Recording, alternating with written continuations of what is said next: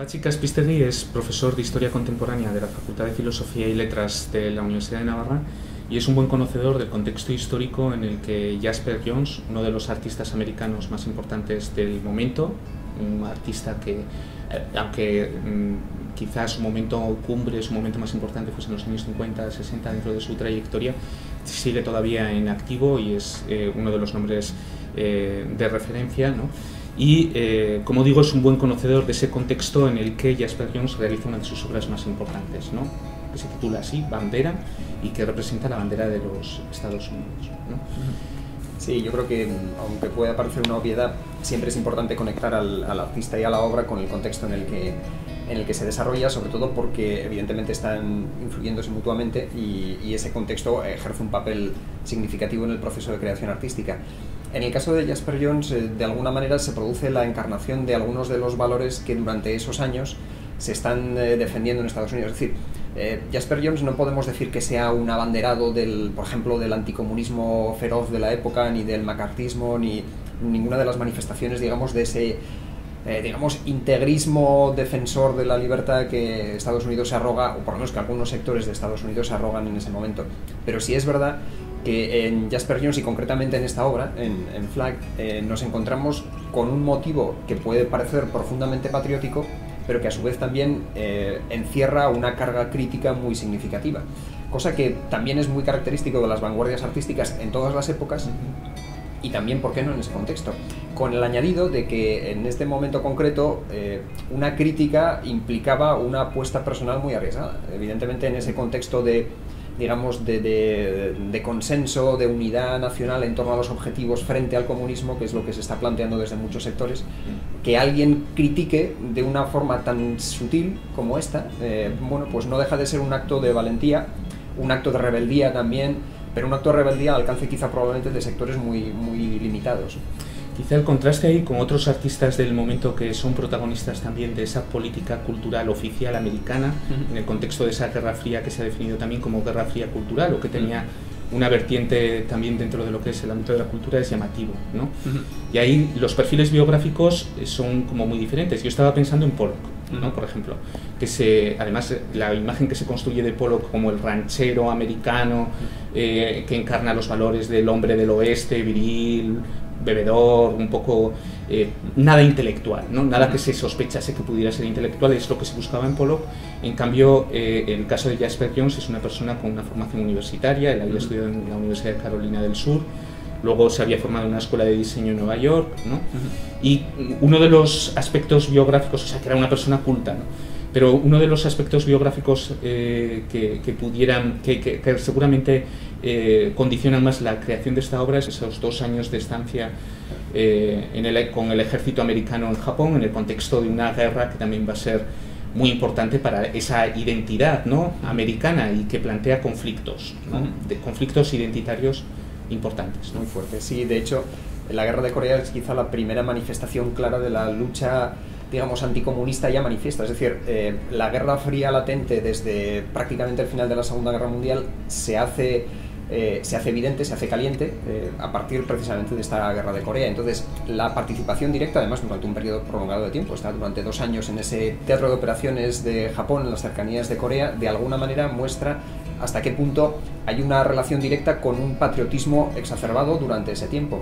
Es más, casi podríamos decir que pues algunas teorías ya no muy recientes, pero que creo que son muy interesantes, el hecho de que podamos hablar de un patriotismo banal, es decir, de un patriotismo que es constante, que es continuo y que se manifiesta, por ejemplo, a través de las banderas, a través de los himnos, a través de, digamos, manifestaciones cotidianas de la nación que en momentos excepcionales resurgen con fuerza. Entonces, ese patriotismo banal, entre comillas, que va creciendo inmediatamente después de la Segunda Guerra Mundial, se manifiesta ante un hecho tan llamativo como la Guerra de Corea, tan manifiesto como la Guerra de Corea, y exacerba ese patriotismo. Entonces, el hecho de que inmediatamente después de regresar de Corea, regresa en el año 53, en el año 54, 55, el cuadro parece que está firmado o está fechado en el año 54 en sí mismo, el año 54 pinte o elabore esta obra concretamente, creo que es bastante revelador precisamente de ese ambiente.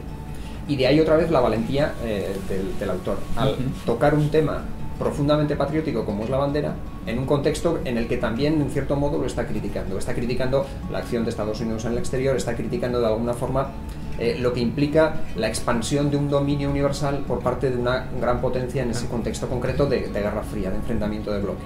Son muchas las cosas que salen aquí, ¿no? Porque, por ejemplo, evidentemente el empleo de ese icono, de esa imagen, ya con algunos de tus comentarios yo estaba pensando en lo que va a ser el pop art, ¿no?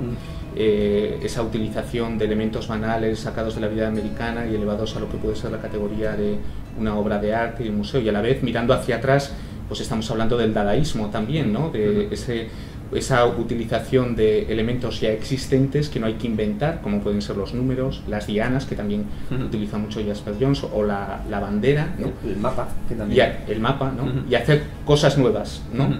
Intervenirlas o hacer algo diferente, aportar un plus de significado a objetos que ya están ahí, ¿no? Sí, por eso me parece también muy revelador el contacto que tiene en ese contexto precisamente con Marcel Duchamp, que es, claro, uno de los dadaístas por excelencia y que en ese contexto concreto estaba en Estados Unidos. Entra en contacto con él, habla con él, mantiene una relación. Hay algún texto de Jasper Johns en el que le preguntan, bueno, ¿de qué hablabas con él? Y decía, bueno, no creo que haya nada especial que podamos hablar, porque simplemente con ver su obra, simplemente con ver su actitud, ya están. Por tanto, no hablaban, no tenían, digamos, un intercambio técnico de cuestiones referidas a la propia pintura, o al arte, sino que simplemente convivían, simplemente permanecían en una relación estrecha, pero compartiendo quizá su vivencia, mucho más que cuestiones más de detalle. Nuevamente la historia política afectando de una forma muy directa toda esta evolución, ¿no? Como si fuese un bucle, porque Duchamp, igual que de Kooning, ¿no? Que va a afectar también a ese desarrollo del expresionismo abstracto, y otros tantos intelectuales y artistas en el contexto o durante la Segunda Guerra Mundial o en la posguerra emigran a Estados Unidos, ¿no? Y contribuyen a que realmente Nueva York y Estados Unidos sea un foco cultural o tenga un protagonismo que hasta ese momento no habían tenido. Y efectivamente a la inversa también ocurre que nos encontramos con que desde Estados Unidos ese expresionismo abstracto se convierte a su vez, y vamos a jugar con las palabras, en bandera de la cultura norteamericana de la inmediata posguerra. Entonces se organizan programas específicos de difusión de ese expresionismo abstracto, de esa pintura de vanguardia norteamericana, propiamente norteamericana, como elemento característico de la nueva cultura que está surgiendo. Se nos muestra un Jasper Johns casi erudito, que utiliza algunos registros técnicos y formales también desde un punto de vista, como digo, que denota su formación, ¿no? Por ejemplo, el empleo de la técnica de la encáustica, de la que ya se habla en la antigüedad, el propio Plinio en su Historia Natural, ¿no?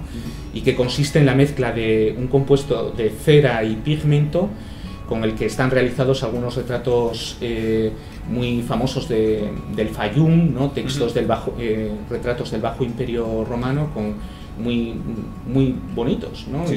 Técnicamente muy sorprendentes también, y que evidentemente Jasper Johns conocía, ¿no? Y que utiliza, ¿no? como una técnica. Con esta técnica además le daba, cerrando otra vez un ciclo, un carácter casi de objeto a la propia pintura, ¿no?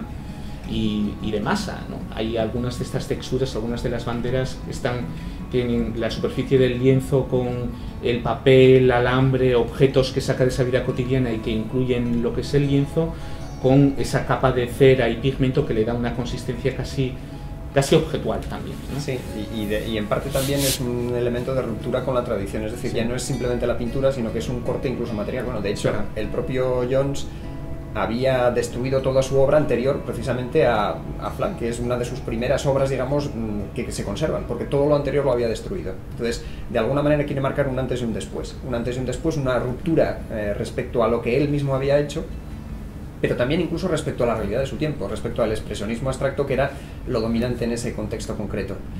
Y a su vez es una ruptura también introduciendo elementos de ese componente cultural al que hacías referencia, y que me parece también un componente muy significativo. Es decir, no se trata de una simplicidad más o menos manifiesta, sino que hay una búsqueda de componentes que están mucho más en profundidad dentro de la significación de la propia obra, ¿no? Lo que comentabas. La bandera es simplemente el objeto, es decir, como comentó en su momento algún comentarista de la exposición donde se vio por primera vez, hay que ponerse firme delante de este cuadro o estamos ante un cuadro. Claro. Es decir, entonces esa dialéctica, ese juego permanente, le añade otra vez complejidad a la obra de arte y hace que ningún espectador quede indiferente, porque ni puede rechazarlo abiertamente, es la bandera, ni tampoco puede aceptarlo plenamente, porque no es una bandera habitual, no está ondeando, nunca va a ondear, parece una bandera fosilizada, una bandera congelada. La capitalidad artística mundial que había estado en París durante décadas y que a partir de los años 50 empieza a pasar al otro lado del Atlántico, empieza a ser Nueva York esa capitalidad. Pero a pesar de todo, París sigue manteniendo un elemento, digamos, clave. Y es a partir de París de donde se comienza a difundir más claramente la obra de estos autores, de donde se empiezan a comprar estas obras, de donde empieza a dar el salto, por ejemplo, a la Bienal de Venecia, de donde empieza a conocerse en museos, por ejemplo, del norte de Europa, de Escandinavia, donde empiezan a comprarse cuadros de estos autores. Bueno, de alguna manera otra vez estamos en otro juego añadido más, ¿no? El de la, digamos, la descentralización del arte, ¿no? De pasar todo por París, a convertirse París en un lugar importante, pero ya no el único ni el más importante. También me parece relevante en relación con la bandera el explicar algunos, o el tener en cuenta algunos de los elementos que están detrás de las, digamos, de los rasgos característicos de la bandera como objeto material, como representación artística. El hecho de que en su momento de creación, que es el siglo XVIII, estamos hablando de finales del siglo XVIII, 1777, si no recuerdo mal, se crea una bandera que quiere ser la antítesis de la británica, de la cual de alguna manera se están desvinculando. Entonces, frente a una bandera británica que son diagonales por todos los lados, que parece, como alguien lo ha descrito, como una granada que acaba de estallar, como una explosión, que además muy significativamente tiene un centro muy claro, que es la monarquía británica, que es la opresora precisamente de Estados Unidos. La bandera estadounidense es pura linealidad, es absolutamente, digamos, transparente, es muy, digamos, muy ilustrada, muy vinculada al periodo en el que se constituye. Incluso la idea de las estrellas como una nueva constelación que se está creando en un contexto completamente distinto al norteamericano. Incluso la leyenda o el mito que está detrás de la creación de la bandera, ¿no? Que se dice que la diseñó George Washington y que se la entregó a una costurera, Betsy Ross, para que la cosiera. Lo cual de alguna manera también lo vincula con una tradición artesanal a la que de alguna manera también Jasper Johns se vincula con el encáustico, porque es también una técnica muy artesanal, muy... Luego vemos que el mito de Betsy Ross y de la costura pues es falso, porque no fue así, pero no deja de ser un mito originario que en cierto modo también refuerza esa idea patriótica, bueno, hasta cierto punto crítica también con las tendencias previas y con los mitos previos que se trata de eliminar.